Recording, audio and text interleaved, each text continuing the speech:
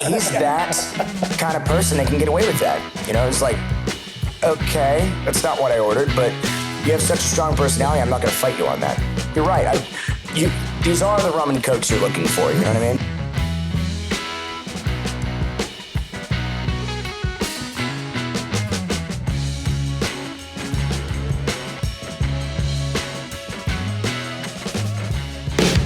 Banning Lewis Ranch and the Colorado Springs Housing and Building Association present Brewfest 2024, Saturday, July 13th from 12 noon to 4 p.m. at Vista Park. Full access tickets for all 20-plus local breweries and distilleries are just $45, with kids and designated driver tickets just $10. Enjoy live classic rock and country music with the Atomic Fireballs. There's free bounce houses for the kids and plenty of food trucks on hand for all tastes and budgets. Visit cshba.com/brew and get your tickets today. Looking to lift your spirits? Downtown Colorado Springs is home to more than 130 restaurants, bars, coffee shops, and breweries where you can grab a glass of wine, beer, cocktail, or mocktail. Raise a glass to downtown Colorado Springs. No matter what you're craving, the food scene in downtown Colorado Springs is sure to satisfy. With more than 130 restaurants, bars, coffee shops, and breweries, downtown Colorado Springs has something for everyone's inner foodie.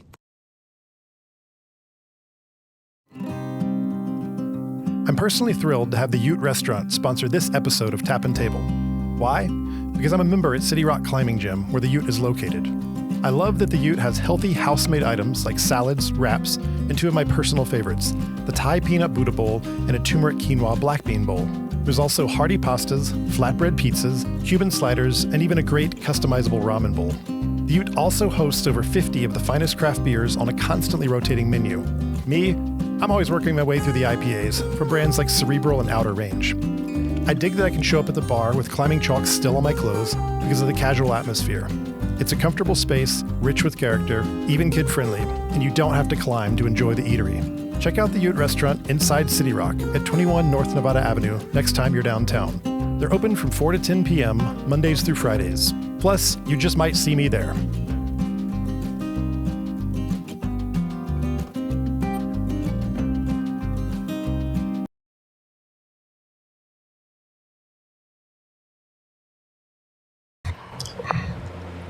Welcome to Tap and Table, a show about all things food and drink in Colorado Springs. Our guests this week are Shayne Baldwin and Colby Schaffer, two widely regarded personalities inside of our local bar scene and cocktail community. Shayne is bar manager at the Archives, and Colby is team lead at District 11. We've invited them on today in the spirit of talking broadly about spirits. Yeah, you guys see what I did there. But also because we want to talk about what it means to give exceptional service and hospitality. Thanks for the laugh, I appreciate it. Bartenders are like barbers, and that sometimes they're therapists too. The friendly faces behind the bar who will ask you, what are you having? But just as often inquire, how are you doing? Many town secrets are spilled over fine drinks, and these guys have heard it all, or most of it anyways. Welcome to Tap and Table, guys. Colby, let's start with you because we are on your home turf here in District 11. Tell anyone who has not been here yet, what's this place about and what do we need to know? Well, first and foremost, happy to host at District 11. We're a cocktail bar themed to speakeasy. Our accent is whiskey. We've got over 150 to 200 whiskeys to pick from, predominantly American. But we do like our Irish from time to time. I always tell people when it's the first time in, you don't have to like whiskey to have a good time here. It's a full service bar. You can come in and get a gin cocktail, which happens to be one of my favorite things just to sip on if I'm picking a cocktail. It's not often, but it happens. But you don't have to like whiskey to have a good time, but it does help. Cool. And then just for anyone who doesn't know as well, we're attached to two other businesses from the company, T-Bird's Tacos and Bird Tree Cafe. Yeah, so it's kind of like a little trio concept here. Originally, it was Bird Tree, District 11, and Mood Tapas Bar. And recently, we kind of relocated T-Birds to the front of our Tejon entrance, which we just celebrated 8 years of T-Birds as a business. So they did 80s themed as a 8th birthday party. That went over super awesome. It was a ton of windbreakers and neon everywhere. It was super cool. If they could have had roller skates, they had roller skates. I feel like that style's back now. You know what's funny? I was walking over here and I passed a guy, scooped by me like Soul Train kind of maneuver. It was awesome. I was out and I walked by and I saw it all from over at the park. It it was colorful, let's say. Yeah. All right, Shayne, real quick. I'm going to introduce you to as the winner of our 6-month-long Tipperary Bar Battle series we did, which was all competitions, all the bars in town, great bartenders going head to head, and along the way, some were knocked out, and Shayne made it all the way to the finals and won. That was really cool. And then you also co-presented recently the Rooftop Invitational at Illuminate with Luis and JB. Yes, indeed. And we'll come back to a bunch of that, but tell anyone who doesn't know about the Archives. Where are you? What does the Archives known for? So the Archives is kind of known for, these days just being a loud, rowdy, crazy place. Anyway, but so we're underneath Colorado Craft. I wouldn't call it a speakeasy. We're just an underground bar that specializes in classically made high-level cocktail. And we do it quickly and we do it well. Our claim to fame is just the caliber of drinks, the caliber of service, and it does get a little rowdy in there, which is all part of the fun. We're at 15 South Tejon, again, attached to Colorado Craft. Serve their food down. But you have to go through Colorado Craft to get there, right? Nope. Our main entrance is actually in the back alley. Okay. But when they're open upstairs, you're always welcome to come in down through that. Okay, I didn't know there was a separate entrance. So yes, indeed. That's what this show's about. Useful information so you can find the bar. The alley bar scene here is obviously pretty big. I mean, you look at Shame and Regret, you got us. I mean, even I say recent by comparison, you look at Tiki or Bloom. I mean, you almost, if you're visiting town, you have to know a bartender or know someone locally. Like, how the hell did you find this? A lot of underground spots. Literally underground. Yeah. Everyone always assumes that we're underground because it's dark, but it's base level. You could really take this for being an underground spot, though. Windows are overrated. Yeah, correct. Yeah, we need bigger tarps to cover the. You want to hit that one?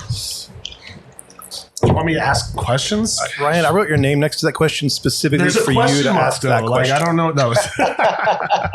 So one of the big questions that we usually ask a lot of people is how to get your start. So how did you find yourself making cocktails, running bars? Where'd you start, and how did you get to where you are now? Well, my start actually came with the Blue Star Group. I was hired on at Nosh as a host when I was around 17, and just took to it like glue. Loved it. Quickly progressed into food runner, and pretty much ran the gambit after that. Did some serving, and then as I was kind of approaching 21, we had a big group of staff leave, and I was like, don't hire anybody. At this time, I was kind of doing some manager work, and I was like, don't hire anybody, let me bartend. Because obviously, I think most of us would agree, it's kind of the coolest job in any restaurant, and at least the most fun, in my opinion. Kind of bridges the gap between, the back of house and front of house, and creativity-wise. So I bartended there. We did the program for a little bit. Then, unfortunately, they met their demise. Did a little stint at the Blue Star for maybe a month, and then helped open up for by Brother Luck with Louise and some other great bartenders. After that, Sakura, Speakeasy, which is now Illusions, worked under Sean, and that's how I met my current business partner, Dylan Courier. And then we got approached by Brian Bradigan and Chef Mario Vasquez to open up in the basement, which is now the Archives. So that's pretty much my story. Cool. What's your favorite part about? I mean, you've been in a lot of places downtown. Yes. What's your favorite part about working in the bar scene downtown? So there's something special. I truly believe there's something special about this 719 downtown bar scene, especially in the communal sense. The level of mutual respect and mutual support that you can get in this downtown market. It's you don't find that everywhere you go, and it's truly special the way other bartenders support each other, and just kind of, it's all ride or die. It's like nobody's shitting on anybody else, and the tide rises all ships, and I think that's a mutual mentality that most, if not everybody, has down here. That's what I love about downtown. A friend of mine that used to, when I worked at the Broadmoor, he was bartending there. He once said, we all kind of downtown just share the same $20. It's just your turn to have that $20. So. Well said. So speaking of, actually, let's go. How did you get your start, Colby? What's your lead into here? I originally was a culinary intern out here, specifically pastry and baking and pastry. It just so happened that the gal behind me on orientation day at the Broadmoor was the wife of the head chef at the time, Max Robbins, awesome chef. And we just started chopping it up, and she, I guess, saw something, and I ended up at the Penrose Room. Worked there for about a year with some of the best chefs, at least in that aspect of profession. When there's no budget on ingredients, you get to kind of make whatever you want, French fine dining, and a lot of it was Asian infusion, which was kind of cool. That's fun. Left there. Also went to Four by Brother Luck. Got hired on as like a revamp of their pastry program. Less of their production, more of their plated service. So it was still like the nighttime, very similar to what you do now. You're in the trench going through service. You're still back of house by heart. When I left there, I went to Axe in the Oak. This is how I kind of got into bars, but they wanted me to do infusions, which was kind of like perfect blend of back of house and front of house, like Shayne had said. But Were you at the tap room at Axe in the Oak, or at the tasting room? Okay. Yeah. I did a couple tours at their distilling or aging house, rather. Yeah. But yeah, it's a really cool transition. And from there, I happened to open up XOXO, which is a former location pod, if you will, over at Kawadi. That was super fun to have kind of like your little own experiment, entrepreneurial kind of ordeal. We did pastries, plated desserts, wine pairings, and then I came back here, and we always say we throw a party for a living, but at a certain point you gotta learn how to buckle your belt and get professional at a certain point. So that's what brought me to District 11. Great. That's a good transition, because I was going to ask about atmosphere and how to create a really good ambiance in a bar, which gets to what you were just saying a little bit. One of the things that I keep saying is, regardless of what you're getting, it could be bad food, bad drinks, but the bartender could be a great conversationalist. You're going to go back and see that bartender. You can still enjoy the space. Yeah.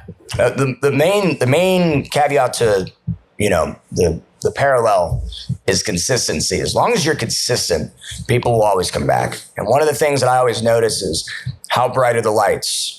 Are all the lights turned on? Like, when there's a neon sign off and you could tell they just didn't think about it. At least I catch that. Or the music's too loud. Like, if there's only 3 of us, including the bartender, like, the volume of the music doesn't need to be screaming at you. I should be able to talk and we're not yelling at each other. But again, if the music's too, low and you've got a packed house and it sounds like a high school cafeteria, we now have a problem, But I shouldn't be able to hear the bar's conversation from over here. So you have to constantly battle just walking around and listening and seeing things, and how do I adjust it's the foundational aspect of just the experience, honestly. Yeah. It's the first thing you notice. Is the room comfortable? You know what I mean? Like at my bar, for example, we adapt throughout the night pretty heavily. Like, we might start off with a little Rat Pack, Frank Sinatra type vibe for happy hour. And then as it gets busier and more full and the younger crowd or whoever's in there, we might transition to hip hop, get louder and louder, darker and darker. And just reading the room is so important, and it requires constant attention. So like you're doing that while making drinks, while doing everything else. You're damn right. You have to like DJ, put your head up and tune in. I think the majority of those bartenders and servers and hospitality professionals that stayed through COVID and are still working are truthfully the only people that read the room anymore. That's kind of what I've noticed. Any of the newer people, they're just like, yep, the door's unlocked, the lights are up, I'm playing music, but it might not always match. And that worked probably in the 90s and the early 2000s when it was basically like you open your door and people come in. But after COVID, people are very selective about. Yeah, and the only drink that available experience. was the Cosmo back then. We didn't know any other drinks. Right. You like the Harvey Wallbanger as well? Yep. So I want to ask you guys a question, and it sort of relates to what we were just sort of talking about there. When I say the word hospitality, what does that mean to you? And I'll start with Shayne. To me, it just means, attention and a level of anticipating the needs of myself in this situation. Like I shouldn't have to ask for water. I shouldn't have to ask for a menu. I shouldn't have to ask for these plates to be bussed. It's just knowing a constant effort of attention. A slow, gentle pressure, as Danny Meyer puts it, of attention. You're never trying to force them into anything, but there is a slow, gentle pressure of the experience that we're trying to provide. And just keeping that attention and that pressure on the guest in a positive way, that's hospitality to me. And also just taking away the guest's cares and letting them, acquiesce into my experience that I want to provide and making sure that's a comfortable transition. So you're selling an experience more than just like drinks in a glass or food on a plate. Absolutely. You're selling that experience of. We're in the business of people. 100%. Yeah. I always live by a definition of hospitality is, I got a pineapple tattooed on me, but it comes from the literal. Everyone always makes that joke every time, but it originates from Southern hospitality. Even though I'm from Pennsylvania, that's just there is this level of you got to know the history of why it is the way that it is, and I personally believe it's the definition of leaving happier than what you first approached. You mentioned barbers, and you're essentially for lack of a better term, a paid actor or a paid therapist, however you want to coin it. We are here to provide a positive experience that makes their day a little bit brighter. It's like a comedian. It's kind of the best way I can explain it. And do you think this is at a certain level of bar? Like, is this only at Archives or D11, or can you get this at a Tony's or a Benny's or a wherever? Like, maybe we should clarify. Like, who heals the doctor? So, I'll go to Tony's and have a good time, and they'll come here and chop it up with us because, supporting your homies. Mm-hmm. But I always ask that question, who heals the doctor? It's the experience. And where you're going, what experience you're expecting out of the place. Consistency. And if you don't get that experience or you get something that's completely different from what you expected. When you're skilled at providing hospitality, you know how to adjust the experience based on the guest that, you're in front of. Some people want to be conscious and want to, be super involved. Other people, like a first date, for example, they want to be left alone.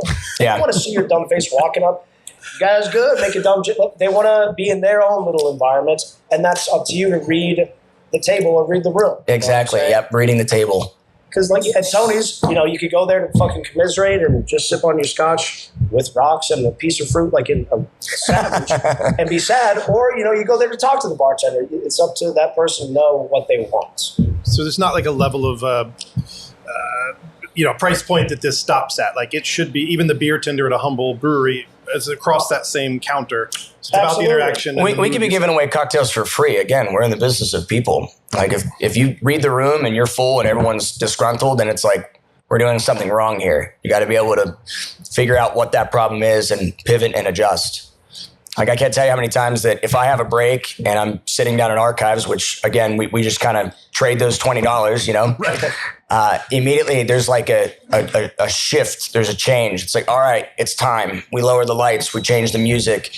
It's party time. There is I hate to use the term sudden change, but there is, and every bar is like this. Yeah. If you adjust adequately, You avoid those awkward pauses where you have the young crowd, but Frank Sinatra's on there Exactly. Exactly. This isn't what we're here for. It's constant attention. Yep. So along the lines of experience, and I'm going to jump to Shayne on this one, and we'll jump over to Colby afterwards. What's your essence when you're making a cocktail? You made this on the spot for all of us. What is the essence of a good cocktail, or just a well put together cocktail for you? Well, we all know, flavor balance is obviously the core component of what's a good cocktail. As far as what are some of the other essences or some other, the essence of a good cocktail. I think it's just about letting your creativity flow into it and also executing it with excellent technique. Because obviously you start with the balance, salty, sweet, acidic, whatever the heck you want to put in there. Make sure it presents itself and you accomplish what you're going for in a cocktail. That's kind of my most important thing these days, creatively. If I'm trying to make a summer cocktail, right, and I want to do something that, let's say my idea is watermelon, right? Is watermelon going to be the primary factor, or is it going to be supporting other things, or are other things going to be supporting the watermelon to bring that out for the objective of my cocktail? And I think being deliberate and consciously deciding what each ingredient is doing is the essence of a good drink these days. Because there's so many good drinks already. The classics are classics for a reason. Modern classics are highlighted these days for a reason. It's, are you being intentional with what you're doing with the drink? And that, to me, these days, that's what I look for in a cocktail. So when you're creating these on the fly, do you taste as you go and adjust on the fly, or do you make at least a test version taste it and then adjust? If I'm designing for a menu, absolutely. This one, I did not taste at all. I just it turned out good. I had a quick idea, and if you look at the flavor Bible, you start over time. You kind of get the experience, the flavor affinities, intuition of what would kind of go well and help this drink get to where I want it. And I think it got to where I wanted it. Is your flavor Bible like I know chefs think in elements, acidity and brightness and that precisely, so, and then also understood. But then it boils down to which bottle, what alcohol you're putting. Are you thinking like spirit, sour, sweet? What are the other elements that we get? We could do this with coffee cupping and get down to like every single thing, aromas and all that. But how many things do you think about in a typical drink, maybe? Well, one of the big things I think of, and bottle selection is very important. If you look at the book, the Death & Co book, every single recipe is specific brands and bottles and expressions, and even years and age statements for the drinks that they're trying to craft.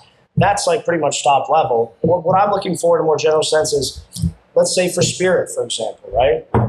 If it's too high proof or it's too sharp, the whiskey's too high rye in a mash bill, it's going to puncture through some of the flavors I'm trying to go for. I might have to bring it down to, only a 51% rye mash bill if I'm going with a rye, or maybe a 20% if I'm using a bourbon, and just figuring out what will not disrupt the harmony of my ingredients or will take away from my ingredients, because there's a lot of bullies on the bar.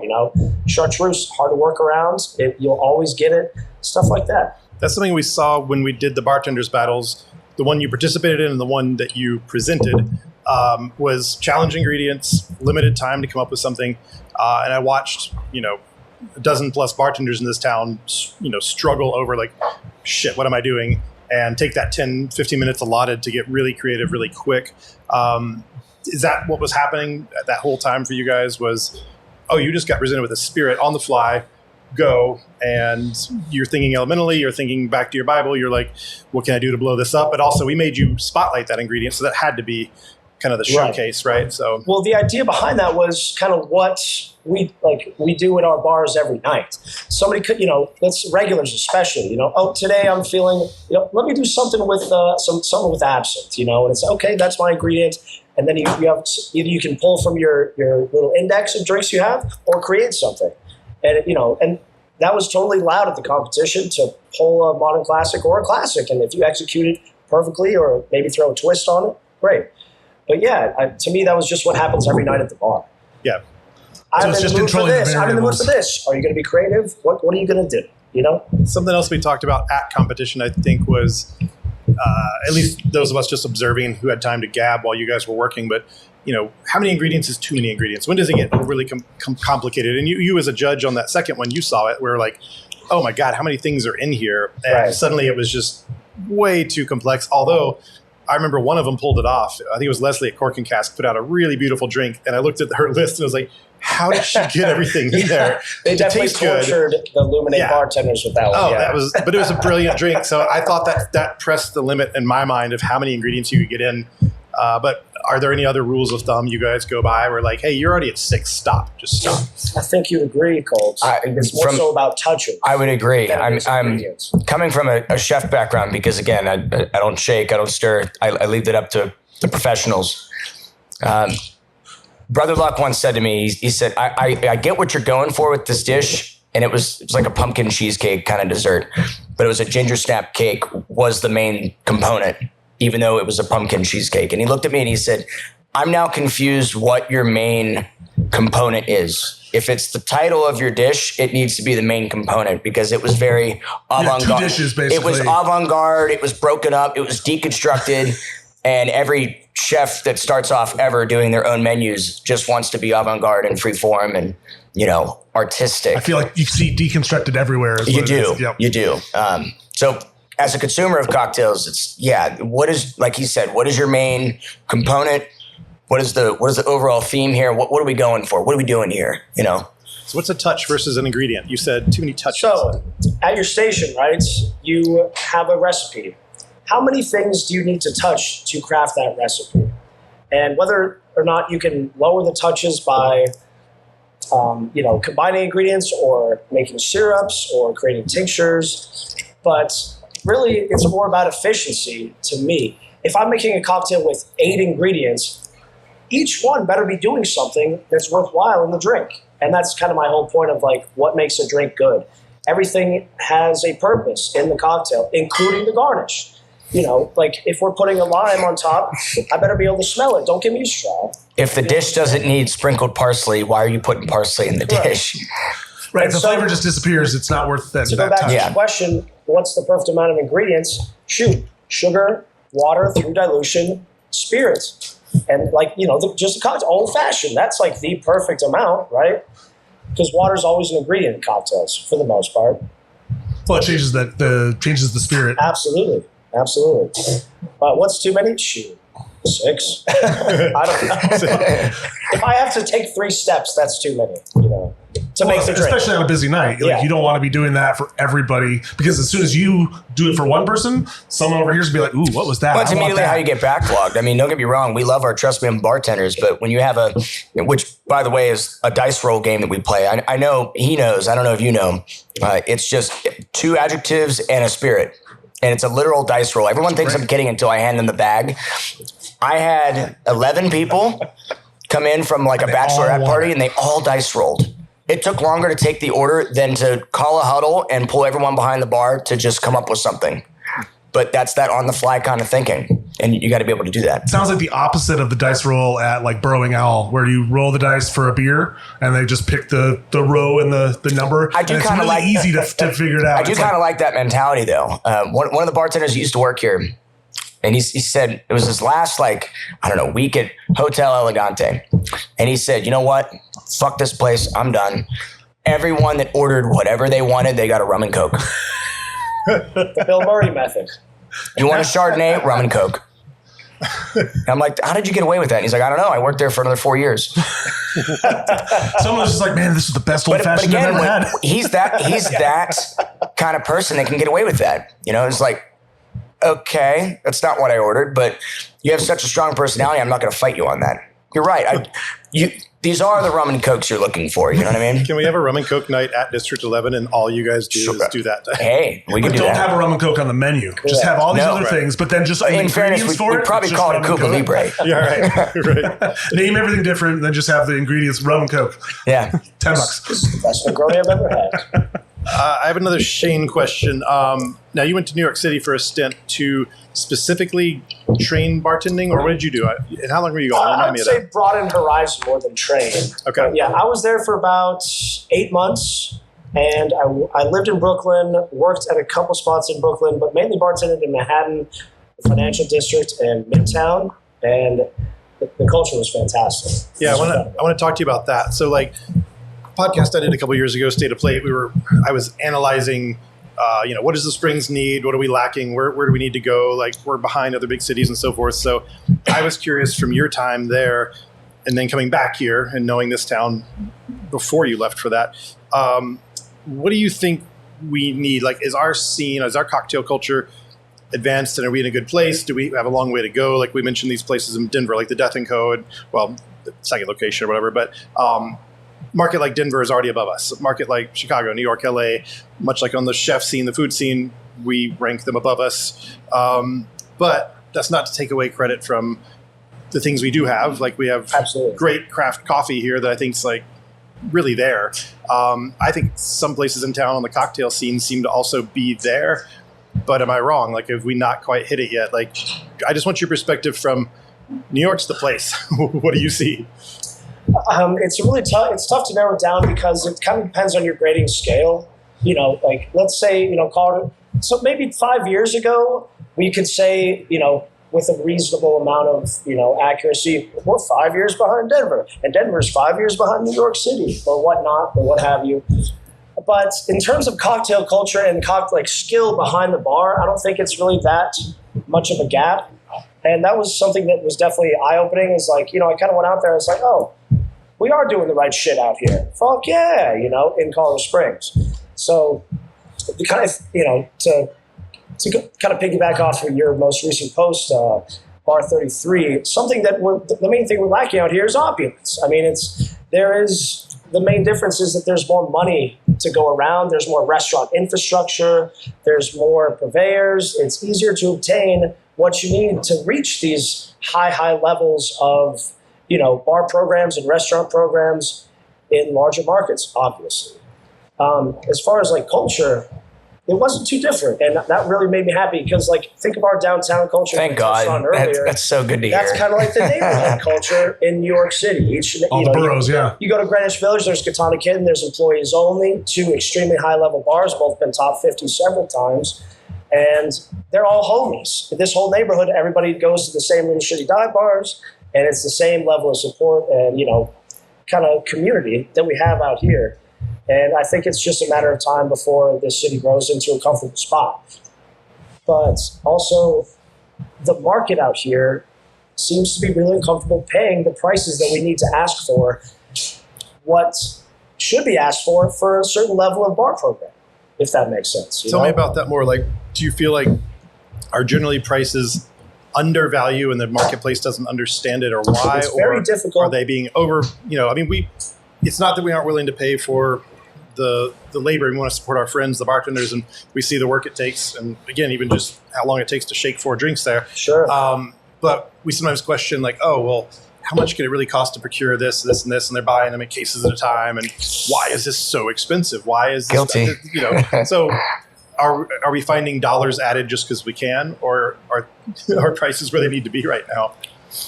So let's just talk about like specifically a drink menu, right?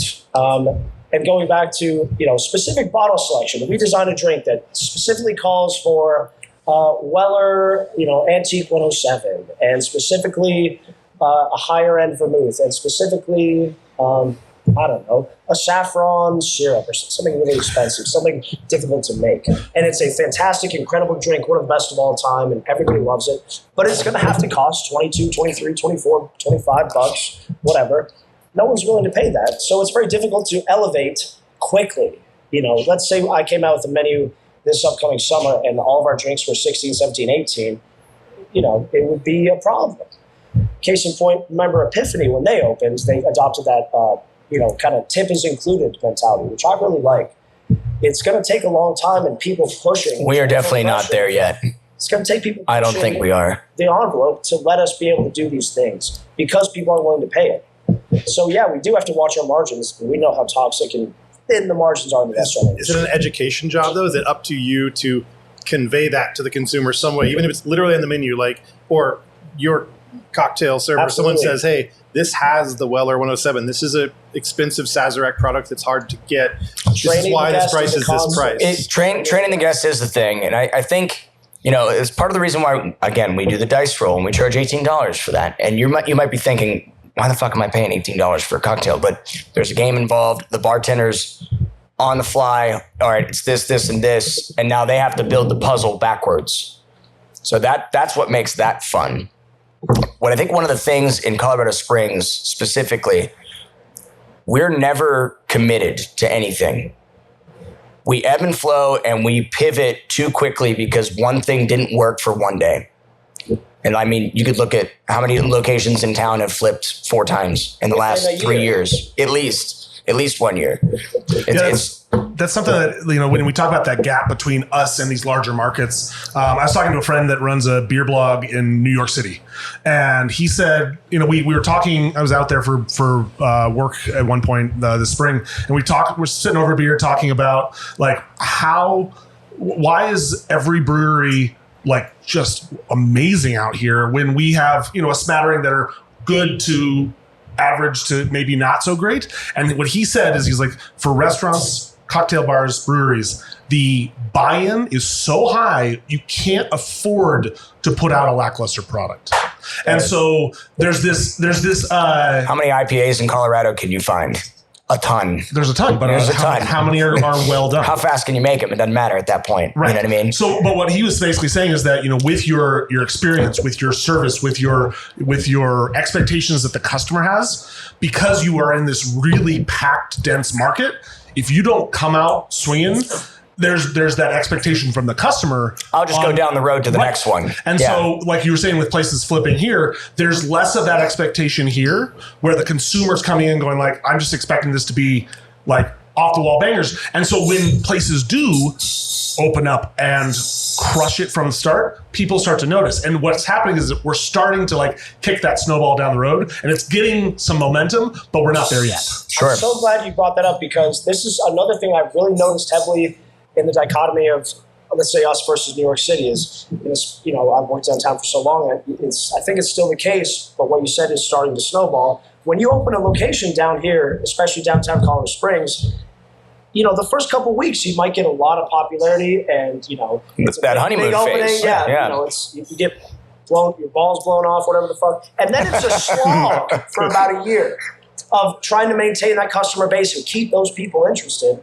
Whereas in New York, it's like, you get a fucking crazy busy year because you're the new hot spot on the block, and everybody's trying to come see you for that year, and then you got to continue to maintain that after that year. So it's just a really slow slog. The growing pains of opening a place in this town that are really tough. Well, and not a lot of people have the bankroll to make it through that slog. Well, the consumer base is impatience, I would say, yes. Yeah, and the consumer base, because it's a smaller consumer base in a place like New York where you're going to be packed for that first year, it's because there's different segments of this, millions and millions of people that are coming to visit you. It's probably not the same crew. You may have some regulars, but now here it's just a smaller core crew of people that love cocktail bars or love breweries. And in my opinion, it takes 6 months to change a culture. And one of the GMs at the Broadmoor that I work for said the exact same thing. Gareth Tootle, a phenomenal GM, incredible GM. He said it takes 6 months to change a culture. So I would say, arguably, that's kind of the average for how many places flip personas. If the owner goes out and they for lack of a better term, they go out and they find God, and they're like, you know what? I need to change the entire face of the place. And you as the employee are just like, why? What happened? And so they're changing before 6 months. Right. And so nothing's actually granted, I'm not speaking from experience because, every place has their, like he said, growing pains. But when you watch other places from the sidelines, it's like we're just not giving the business enough time to grow up. And then we're just like, all right, that didn't work. Let's go ahead and change the whole thing. And then people show up. And again, consistency. They're like, well, this isn't what I thought it was. It's homie hopping. Homie hopping, Perfect what you're make what you're doing perfect. And then think about what you can do next or adjust. So, Colby, what growing pains has District 11 gone through on that topic? Yikes. And Andrew's behind the bar in eyesight. Now we can talk about here's the thing. We could salute or cilantro. One of the interesting things about this bar is it is vastly different than the intention which it was originally opened. And I think the vibe in which it opened, and I say this very humbly, and I have to give credit to people like David Frank and Jacob Fund that worked here and built a great place. Andrew Alverson, currently behind the bar included, that started this place and wanted it to be the gastronomy meets cocktail parlor. And I get that. And, we'll talk about the locker program later, but we get allocations at a very high persona. I would say, honestly, better now than then. But then again, I also wasn't here. I was watching from the sidelines. You also have to keep in mind, when we opened in 2019, which I was not here for, I was actually at Axe in the Oak, and it's kind of like everybody remembers where they were when everyone lost their jobs for COVID. Do you remember where you were on Black Tuesday kind of deal? Yeah. You know what I mean? So we just kind of all were like, well, what the fuck? What do I do? So this has essentially flipped heads 3 times. And I think this is the most consistent era of the bar we've had in the last 2.5, 3 years. It's like he said, you start off with the Frank Sinatra, you get that happy hour crowd. And then when the place packs and you're at a 20-minute, 25, 30-minute wait for a table, you kick it into a little bit more neo swing, electro swing. That energy. You start swinging the lights themselves. Yeah, we're throwing a party for a living. Everyone, you can say what you want. TVs. You got to entertain. Yeah. You're just here to have a good time. I watched someone, because when they start having a good time here, they'll start literally swinging the lights. They push them and they swing. And I think someone I have to credit Colby Carlson for that, because that's how it started. That's how it started. I heard another patron, it sounded like she was new. She's like, is that supposed to happen? What are they doing? No, honey, they swing the lights when they're having fun. I had engineers say, you can automate that, right? And I said, well, where the hell's the fun in that? It's like and pushing a everyone's kid on a pulling their swing. cameras out, and they're like, Yeah. we have people that bring in people for their first time. And here's how you know you're doing something okay. And I'm not just referring to the lights, archives, otherwise, we share clientele, especially people that are visiting town. It's the same $20, like you said. It's the same $20. There's nothing that Colorado Springs loves more than to show off another place down the road, at least downtown. We love to show off our homies. Yeah, for a while it did kind of feel like downtown became saturated in the cocktail world for, maybe almost a year. But I think now everybody's kind of like honed in their little identity. And it's a nice little, you can go on a nice cocktail tour through the alley in a couple other spots, and then boom, you're at Colorado Ave, take the shuttle up, and then boom, you have another whole other little sector, Little Denver as they call it. Yeah, I think everyone's found their role, and it's nice. It's micro boroughs almost. It's like each block of downtown just feels like a little micro borough. Like if you go to Tony's, across the street is Supernova. If you come here, across the street is Shame and Regret. Yeah, the dive sector. This is a good This actually touches on the question I was going to ask. I'm going to move it up. So, where do you guys like to drink? What are some places you would recommend people who maybe they arrived here recently and haven't checked out?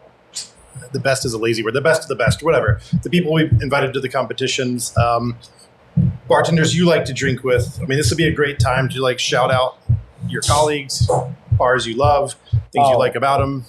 Slept on. How long is the list? Slept on. Just give me the whole horse at what's the place called? The Well. The Well. Justin has done an exceptional job opening that well. Everybody there, all the bartenders are fucking fantastic. And their coffee side too. Joe's coffee drinks are And there's phenomenal. always a spot at the bar. Yeah. Like it's not like a spot where you have to wait. There's usually a seat or two at the bar. Those mugs You are always saddle properly up. trained. And Giddy up, man. Giddy up. Pun intended, saddle up. It's a block and a half away from the main strip, and it's less than 5 minutes to get there. So please check it out. Also, Tipperary, probably one of the few places I'll order. Tipperary is amazing. I love that place. And is that testament to Jacob? Is that Viper? That's testament to Jacob and the culture he's kind of cultivated with Viper. She's a fantastic bartender who won the competition that me and JB and Louise put on. Yeah, excellent creativity, very creative. Jacob's code name on Instagram is Cheesemongo. That's indicative of the weird shit that you're gonna get in those drinks. Yeah, it's he put fantastic. he pop rocks and cheese on one of our garnishes for the competition. It's weird enough, and it works. That's the thing. It was weird as shit. I was like, is this going to work? It worked. It didn't win that round, but it was brilliant. That sounds like the craft beer world is bleeding into the cocktail world, because I feel it sounds like an IPA I've had. Pop rocks and cheese. What else? We got some shout outs. Oh man, I mean, I think this is an overplayed record, but I mean, Shiba Bar is, when I talk about the heart of consistency, I mean, that place just like, I'll leave work and just be like, man, all I want's a Donbury bowl. It's the industry bar. Absolutely. It is. I do think says that. The coinage term though, dive and industry bar are two different things. Dive is where the college kids get like their $3 shots. The industry bar is, we match that, but I'm tipping you $3 on top of $3. Chiba Bar is just the most consistent, welcoming place, I think. And the most in town. Nomadic. They abide by their theme, and that also goes like. When's the last time they closed the kitchen early? Yeah, never. They don't need to change their music. They don't need to change their life. No. You know what you're walking into. It's a Kaya style bar, and it's remained that, and that there's a lot to go for that consistency. Yeah. If you walked into Chiba and it was immediately larger Yume, you'd be a little confused. Yeah. Like, what happened? I ran into you there this past weekend. I was leaving the Switchbacks game. You were taking a little shift break while you were in a lull, but I always see at least 3 other industry people in there. And they're all from different bars. Is the cool thing. It's almost like we have called a collective council. And it's just like a quorum, as it were. Avengers assemble. It's that central location. Everyone comes. That's Shiba Bar because ironically, geographically, it's in the middle of all of the hot spots in town, but it's still where everyone enjoys going to have a drink. Have you had that moment where this might just be a me thing, but like a couple drinks in, little buzzy, and I'm having that self-aware moment at Chiba Bar. I look around, I'm like, is this the greatest bar that's ever existed? I don't want to say that out loud. We should open a Chiba anyone too. else going to know? But like, I think it's just like the best place. It's so great. I can't. But it's just consistent. At least Chiba Bar is one of my favorite spots to go to, aside from obviously going to archives and piggybacking off of each other. But going back to what I'd said earlier, it just always depends on who's behind the bar. I can't tell you how many times I go out And it could be a schedule change. Maybe someone called off and you look behind the bar and you're like, I'm good. That shit hurts when you're on that side. Oh, you've seen it. You've gotten that face. Well, So you're like, oh. It's like, hey, is so-and-so working? And you're just like, no. And all of a sudden that person's gone. Yeah. By the time I reach and grab carafes of water, they're like, well, shit, okay. But that's just how this industry Shayne's is. like, no, Chris is not here. No, I will not do blackface. Yeah. It's wrong. You can't do it. That's your chance to hook him and get him a rum and coke. You just got to bring him in. So when you guys go to Chiba Bar or another establishment, what's your go-to drink? Like what do you guys drink on the regular? Being a shot guy, I will answer this question honestly for cocktails. My favorite cocktail of all time, it was actually my first legal cocktail when I turned 21 at the Broadmoor. I had a friend of mine, Joe Choquette, he worked Fifth Station. He's like, hey, you're turning 21. Believe it or not, he said, we got to go to the rabbit hole. And in hindsight, I was like, where's the rabbit hole? You know? So we go there and he says, you're going to have a last word. Gin, chartreuse, lime juice, maraschino liqueur, all equal parts. It's my favorite cocktail of all time. I will slam that all damn day, but I will shoot whiskey all day as well. So it's kind of a counterbalance. Last word's my favorite cocktail. It's a good classic one. Gun to my head, all-time favorite, probably Negroni. But what do I drink? You know, it's kind of the same thing as this guy, man. Like, we are around cocktails all day. We taste them all day, all night. Maybe it's that I don't trust people to make them as well as I can. Or hey, who's working I'm tonight? sick of drinking cocktails and it's pricey. I'm a beer and a shot guy when I go out. Okay. But if I'm getting a cocktail, you know, Negroni's up there. If I find something interesting on a seasonal menu, yeah, I'm definitely going to try it. But Americano's also just a light Negroni, if you will. That's probably my go-to mixed drink if I'm getting it. That's something that's super cool also to touch on that. Like, hey, what's on your seasonal menu? I'm seeing a lot more of bartenders really exchanging knowledge. And by that, I mean, it's like, hey, what are you fucking around with? What are you trying to make work? And, you know, bartender here, bartender there, and they sit at the other bar and they're like, hey, make me something.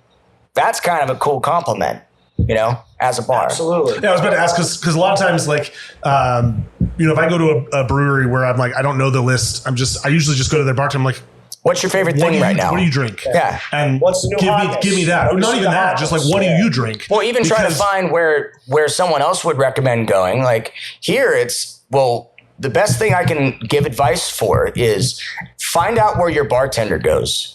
And that's probably the best location you can have a great time at. You know, it's different than like your dive on the corner. Like they know, if you don't know, you're going to know, you know? How many times when you walk into a bar do you like essentially read the room and notice like, hey, they're in the weeds. I'm going to just order a beer and a shot, like something that's quick and simple just so that you can sort of like help them out so they're not like, hey guys, we know you're fucked. I just want a shot of Jameson. Can I get a last word? I'm going to go down the word. Yeah, I'm going to go down the road. Yeah. It's the curse of being in the industry and hospitality professional. You're always aware of what's going on in the room. Sure. It's almost hard to have a good time sometimes. You kind of just want to hug them and leave. Either you're hypercritical or you're just like, oh man, they are getting jacked up. Clear some dishes for them. Yeah. So can I help? Is there anything I can do? You order the Ramos gin fizz. Properly shaken, guys. Yeah. Get all, I need 4 minutes minimum. Yep. Get it. But that happens all the time. And when it's crazy busy, it's like that, you know, hey, you just say, what up? Let me get a quick shot. And it's the equivalency of like the standard guest sitting at a dirty table. You know, someone rolls in and they're clearly in the way and they're not reading the room. And they're like, well, I just want a shot. I said, oh, I'll get to you. You know, and I'm guilty of it too. I mean, we all are. Yeah. You know, at that point, you're just like, all right, love y'all. Have a good night. yeah. I'll come back later. I'll come back after these college kids are all gone. Like, Correct. Yeah. So to add the layer of complexity and to bring us full circle with the drink you made, the Desert Island, now that's the drink you like to order when you go out. What's the one drink you drink forever if you're stuck on the Desert Island? I know my answer. I know my answer. I don't know. I don't know if he wants to take that. I know he wants it when he goes out. I mean, I'll give you a different answer. I mean, fuck it, why Can't not? say a shot of whiskey. Well, see, that's the thing. That's how you know you have a problem. Yeah, you're trapped on a desert island. Well, that's a bigger problem. Okay, so actually, it is a pour of whiskey, but it is different than just a straight shot. There is a stocking stuffer I buy my father all the time, and it's Knob Creek smoked maple. If you haven't had it, it's just David Frank is somewhere out there in the eons dogging me for this one. He calls it the stupid unicorn, but I really, really love it. Take it on a large rock, 2 dashes of black walnut bitters, little stir orange peel. And that is all my dad and I will drink. When he lost his mother, my grandmother, I showed up with a bottle and I was like, hey, you want to talk about this? And when it comes to emotions, neither of us really talk much. I said, hey, we're cracking this bottle. Let's just sit down and let's just enjoy a good whiskey. And that's what we did. So that's what I would go with. If I want a desert island, I want Knob Creek smoked maple. And a bottle of black walnut bitters so you can... At least. Yeah. A minimum. You're gonna have to make that on the I have the water. I have the water Find a next to me. spring It's for the fine. water, yeah. If you lick my arm, you'll taste something. So a lot of bartenders, a lot of industries, just like you. Red pill cocktail is definitely the last word for a lot of people. You know, you start reading a couple of books, you hear about the drink, you taste it, you're like, oh shit, this goes deep. You know, kind of opens your eyes. You know. That being said, gun to my head, desert island, probably Naked and Famous. A kind of a modern riff on the last word. Yep. Equal parts mezcal, Aperol, lime, and yellow chartreuse, shaken with a lime wheel and served in coupe. It's one of my all-time favorites. I do want to give a shout out to Luis Rodriguez, by the way. I am not a mezcal guy nor agave. When I would go to the archives in the OG days, and I mean, Shayne can attest, those are some of the best times I've ever walked in that place. He said, yo, you want a last word? Oh, fuck you, bitch. I'm going to make you like mezcal. And he gives me that variation, and I was just like, oh, okay, maybe I do. In the words of Luis, you whore, you know? Why aren't we drinking that right now? This show's got boring. It made me appreciate mezcal. Yeah. You know, when you're in that Venn diagram and you get something new, you're just like, oh, I can enjoy something I don't like in a proper preparation. Equal parts drinks are tough. Yeah. They got to be real perfect. All right, total topic shift because it's trending for good reason because a lot of us are tired of drinking too much and we need dry days and all that and we need dry January and we're trying to promote sober culture in the in the industry and the community. As I slam my shot. As you slam your shot, as I sip whiskey. But no, I actually have ordered more NA drinks or mocktails out in the last 6 months than most of my life. They're refreshing. They're nice. Sometimes it's a nice way to break up if you are drinking. Have an NA round. Do you guys love them and hate them in the industry, or hate them, I should say? There's a need for them for sure. If you hate them, fuck off. Yeah, exactly. It's not my job to tell you what you should or shouldn't drink. That's not my job. My job is to give you what you want or what you would like. And if you don't like what you have, it's my job to get you what you would like. I think NA cocktails are, at least from my experience from the sidelines, I want to emphasize that to give respect to the bartenders in the industry and the professionals. I think NA cocktails are a little harder because it's not, hey, here's your, you know, imagine going to a dive bar and it's like, here's your fucking lemonade, fuck off, you know? Like, have some complexity, have some care to it, put some thought into it. Well, it goes back to the sort of components of the flavor that you have to include, and you don't have that bitter, astringent component of the alcohol anymore, and you still have to find that balance. It's a disruptor in the formula of your creation. That's why it seems harder, for sure. I love them, and I feel the town for a while. I can't speak for every cocktail bar. We just now added for the spring seasonal menu at our bar a non-alcoholic section, and it's like we definitely felt behind the times on that. And yeah, it's super common, super popular, and for the more power to them. It just takes effort and why wouldn't you have? I'll give credit where credit is due. I think both of our bars were a little behind the times to Shame and Regret. Shame and Regret had I think it was a $6 mocktail set of 4 or 5 drinks. So their menu was 14 piece. So having intention of, hey, you have these options, but if you just want me to make something, that's cool. Yeah. So we sold them a lot before we made it a part of the menu design. It definitely picked up traction since. I would say since COVID. Yeah, honestly, what I'll say, for this, I went NA on this one, and a lot of times with NA stuff, you get stuff that's just cloyingly sweet because the bartender doesn't know how to make that balance. It's a fucking juice ball, right? Yeah, and they're just making you a juice that has 6 different juices in it, and it's okay, but this had enough tart, sweet, and a little bit of dryingness in there. I'm glad you used freeze-dried raspberry, by the way. That actually really worked for that. I tasted this current menu with you when it first came out. Mm-hmm. You guys lined them all up there. I think Andrew Andrew team have- spearheaded the four- NAs, yeah. Yeah, they're And a lot of phenomenal. it, much they like were- this, what we tasted here, I mean, it's not, again, I'm going to emphasize not a bartender. However, you make the same thing, you can make an NA. You just got to know what to tweak. Yeah. Do you if- like the NA spirits? Some of my favorite ones have not involved the NA spirits available in the marketplace. These bottles of fake agave I've spirit yet or to whatever. find really any that kind of rustled my jimmies in a good way. Good Lord. I tend to not use them. I don't feel they're necessary, but I don't think the juice is worth the squeeze it's another on them. tool in the belt. So you'd rather It's a build one without. botanical water, which is Yeah. Well, and that's the thing. It's like, how do I make something taste like something that it clearly the Will fuck not. is not? yeah, you it know, will not taste It's like like making It's a not good worth vegan burger. buying. You're like, it should. Yeah. I find You're still myself going for a just burger. Yeah. fresh ingredients. Yeah. To kind of emulate flavors. Like even if you muddle a couple jalapenos, shit, you get the burn. For a whiskey. It's like gluten-free 1-to-1 cup for cup There's a way to do AP it. flour. It's just like, come on, find a different substitute. Well, like you said, you take the flavor components of the alcohol that you were, maybe going to use in that Right. cocktail and distill it down to those base the things. core elements Yeah. of what it's doing. Yeah, exactly. Granted, I found some really good non-alcoholic Amaros and some really What was good the company? You guys? Lucano. Yeah. And it's really, Really good. ready to drink non-alcoholic cocktails. We sell like phony Negronis and phony mezcal Negronis and falso Amaros. These like little pre-bottled cocktails. They're great. So there's a lot of fantastic options, and I'm glad they're getting more popular. The more, the merrier. You don't have to get fucked up to go to the bar. So, what's your hope for the downtown, or even just the Colorado cocktail scene? And I would say let's look maybe short term and long term. Like, what's the sort of immediate this is where we really need to be this year, and then maybe where do we want to be in 5 years? In 5 years, I would just like to see a little bit more kind of restaurant-friendly infrastructure. I'm not going to complain about parking. I'm not going to complain about public transit. Those are easy things to complain about. Yeah, and it's just tough. I'd like to see more consistency and attention to the concepts that people come up with instead of just homie hopping like we were talking about. There's more bars than there are Culture restaurants. being built Yeah. Instead of just it didn't work this quickly. Let's do something else. But granted, again, that's difficult. Yeah, the duck and cover mentality is pretty high in the Springs, I would say. If you're building a restaurant, but you need a restaurant to run off of liquor, I don't think you're a restaurant. If you're not like chef and food driven, Or your bar.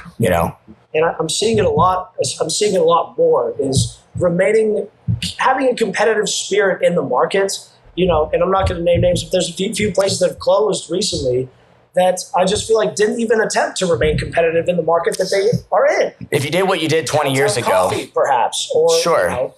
just staying on top of the culture and not getting too complacent is, I think, immediately what needs to happen. And in the long term, I'd like to see people, with more broad and interesting and creative ideas being given the opportunity to manifest those ideas, whether it be through investors or whatever, this, that, and the third. They need to accomplish that. But So it's sort of twofold.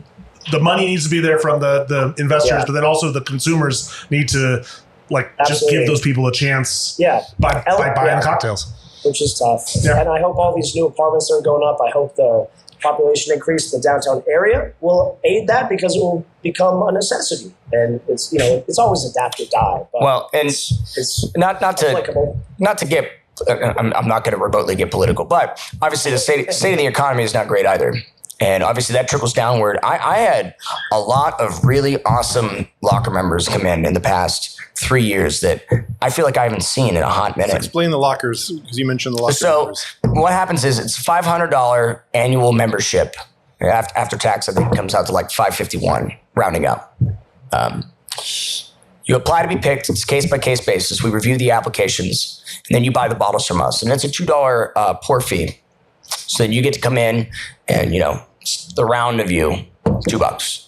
So that's kind of a cool little thing we do. And that obviously gives you allocation preference. So as long as we have one on the back bar, we'll have a couple bottles in the back, and we'll take you to our little, secret shopper location, the chamber, if you will, the allocation room. And you can buy those bottles, and those go in your locker.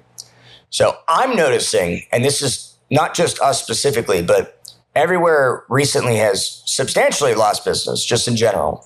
When I'm not seeing locker members, it's not a cultural thing, because we've done the same thing when they bought the locker. It's everyone is saving money for whatever that may be, So I'm hoping that the economy is not affecting the people that are moving into these apartments, and we're building these massive high rises that, if there's a wait list, cool. Well, medium rise. You know what I mean? He's been to the Mecca. You get high the rise idea. from here. Yeah. I did introduce this Higher whole rise. show as Smolorado Springs. Let's just be clear. Yeah. So you got all these apartment complexes. It's like, if they're not full, then are we really growing as a city?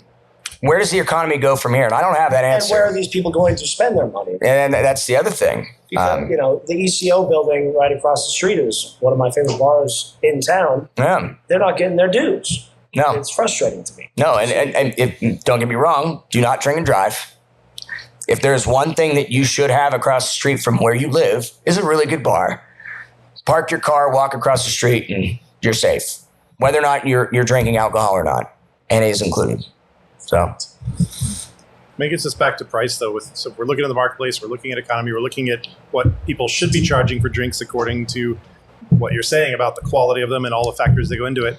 It's a slippery slope. It's a complex cocktail, if you will, of factors that inform that decision of, is the $19 cocktail worth it? Is the $22 cocktail worth it? Correct. Or I should think we that's just be up to the drinking $12 guest. to $14? I think there's a sentiment, and there's an attitude by consumers, and you have the people that value that level, and then you have the people that are they don't mind waiting in line for 3 hours for In-N-Out, but they won't sit and have a burger from Brother Luck. I think that's down to consistency. And by the way, Brother Luck's bacon jam burger is still amazing. Yeah, I know. If I got 5 minutes before work, I'll go ahead and roll in there and get a bacon jam burger. Hamburguesa, medium. If you're out there, you know what that means. Anyhow, it's just people want consistency. If it's made well and it's done right, they don't care about who's behind the bar. They know the product they want. If the product is absolute shit and the service is great, they'll go there every day. It's your favorite dive concept. It's why fast food does well too. It's like, Exactly. At my bar, they know exactly what they're going to get. we always price our cocktails as low as possible to meet our target margin. We're never trying to gouge, and because the customers it's already expensive, and guests will be aware of that. If we are, this shouldn't, it's just innate almost. This Negroni shouldn't be $25. Why would it be? Anyway. Is there a point where, like, if you're an Italian restaurant and you can sell your spaghetti and meatballs for $18, but it only costs you $3, but then a lot of your other items actually cost you $8, $12, $11, $13 to execute. Loss leader. That's the mentality of building a menu. So can you a lot of people aren't doing that is the thing. Can you push, like you mentioned, the saffron extraction Sure. example? Like, let's just say you knew this drink should be on the menu at $25 because you did everything amazing. But other Could items you can still carry put it this at existing- 18? Correct. Absolutely. Just to be like, we're going to lose on this one, and we're going to break even, but it gets people in, and they're going to still drink the rum and Coke, and we're going to make our money on the rum and Coke. 100%. And that's how most bars and cocktail bars operate on the old-fashioned principle. Yep. The old-fashioned pays for the ability to have nice drinks. The beer pays for the ability to have nice drinks. But what's happening now in the liquor market, when I go to order, a lot of these distributors have adopted the European standard of 700 milliliter bottles instead of 750, which we've been used to, and the price has not changed. So, it's just like every other product on the market, home goods, sanitary, whatever you might need, shrinkflation, as they call it. It's happening to the liquor as well. And it certainly does not help the price point. It certainly does not help making us be able to use higher end products and be more creative. Granted, that's a tough slippery slope because can always be creative, but it's just making it more difficult. It's happening to us too. Bottles are shrinking, prices aren't. And they're getting rid of age dating on scotches, so you don't know if it's How many blends have you seen? Yeah. There's a lot of blended stuff and less sort of straight. I think people are getting impatient with their product manufacturing. It's just like, let's get a product out now. I mean, how many whiskey distilleries do you see that it's like, we're just going to buy MGP so we get the product out the window? Yeah. Because the demand's there. We just want to get the dollar. Upstarts, I respect that, but Sure. if you're a big at a certain point, Yeah, I mean, to sort of get your foot in the door, it makes sense. But Yeah. you have to you got to look at. It's like the whole chartreuse thing. It's like everyone's like, oh, they're stopping making it. It's like, no, they're just not going to further increase. I was going to say at all. The rep said what we have been want to monk we will more. Continue to get. Yeah, and it's tough. I don't think prices have gone up. Just the allocation and difficulty of getting it. If you choke the hose, more people want water because there's less water. That's what I've said for years about the allocation system. Let's say some of it's we love Buffalo Trace. However, let's say if you make less, people still want the demand is there. But the fucked up thing is that's when they learned that the demand is there. Okay, now it's allocated. Anyhow. Yeah. We'd love to end with a couple things. One, did we forget anything we forgot to ask you? And two, do you have any good stories? Any favorite funny moments from the years in the industry? Funny, poignant, anything that just was like, I've been people are just unhinged on reviews, man. On reviews, oh my gosh. Explain. The Yelp culture. Yes, I think people are trigger happy with reviews. What have you seen lately? What's a good one? You got an example? You got one stinging? Well, okay, so there was one. This was a couple of Halloweens ago, and the guy was just absolutely out there yelling at one of the bartenders. And I came to the defense, and I was like, "You're not going to talk to them like that at all." And the guy dropped and started like twitching, seizing, whatever. And the gal that he was with, who was substantially older than him, had just kind of said, "What did you do? What did you do?" And he wrote a review that was a novel long. It was like, "I definitely wasn't with my mother doing mushrooms." And it was like, where the fuck did that come from? What? It was like, now I have accusations. What the fuck? What do you mean? I think people are just quick to hit send, and it's, you have no idea how much a review hurts a business until you see that business close. And then it gets other people like, well, you know what? Now that you mention it, whatever, What about my review? No, okay, let's not answer that question. Well, dude, Speaking of bad review reviews, culture is tough. Review culture is tough now. Like we're just in the keyboard warrior Yelp used to be big. setting. Yeah. I don't even have we don't have a Yelp profile for our business on purpose. Google kind of is the king now, at least in my zeitgeist. And I think the ratio is like, if you go down a decimal point because of a 1-star, you need about like 35 5-stars to get that decimal point back. And I can't emphasize enough how much, if you really enjoy going out and you really enjoy a location, leave a review. It costs nothing. It's mostly the people that have the bad experiences that are actually going on. People only write bitch reviews. when they have something to bitch about. And so I've almost reached the point, I'm not pandering necessarily, but it's like, we bought this little device, you move your phone up to it, and it's like, it brings you right to the review page. I just put it in front of people who I know are having a good time, So it's, just being more proactive about getting reviews. But to answer your question, like stories and to touch on the review. So again, Archives is not a speakeasy, they're just a bar. People complain that it's not very speakeasy-ish because on the weekends, especially, we're a late night, high energy. Not enough of a speakeasy. Yeah. 1-star. Right. I didn't. Where the fuck are your hats? I didn't even need a password this Literally, time. there was one. It was like they weren't wearing hats, and like shit like that. The music's too loud. Like, well, did you say anything? I don't know. Just shit like that.